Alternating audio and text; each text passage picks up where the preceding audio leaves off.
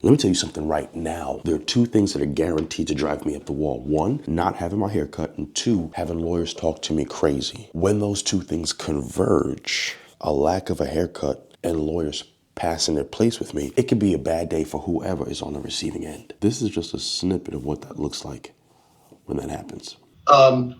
Let's just first start by figuring out who is on the line. Is there somebody on the line for the plaintiffs? Yes, Your Honor. Shaheen Wallace for the plaintiffs. Let me be very clear. So after the motion for summary judgment argument, I didn't get to that opportunity. All right, I didn't get a chance to send out a notice of deposition. The email was immediately responded to me. We're not going to produce him. I sent you the email. We're not going to produce him. I didn't get a chance to say these are the specific topics because again, my topics would be limited to what was produced.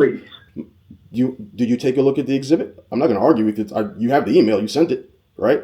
So my topics. Please don't talk over me. My topics would be limited to what was produced. If it makes it easier on both of us, if you want, I can send you the specific topics. If you want to ID somebody that can testify to those things, great. I like to make a case as simple as possible. Why don't we do this?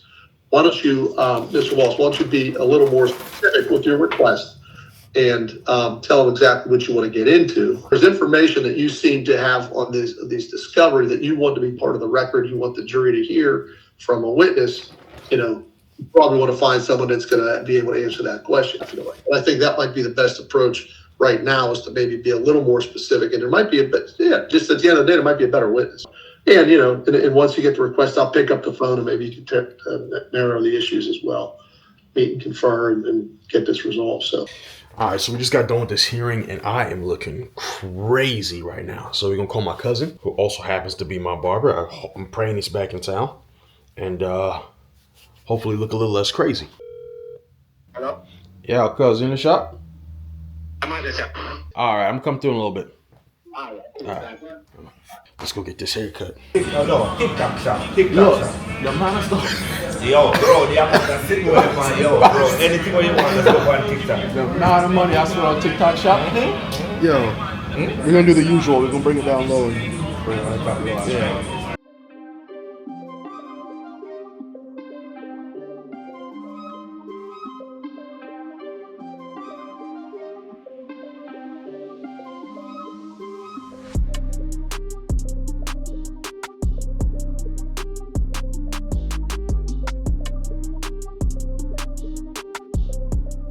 See, now, while I did get a little spicy, I will admit there's always a way to professionally navigate these kind of situations when you have counsel that wants to either talk over you or talk down to you. You don't have to snap, but you do need to stand 10 toes down because they'll walk over you from that day and every day forward.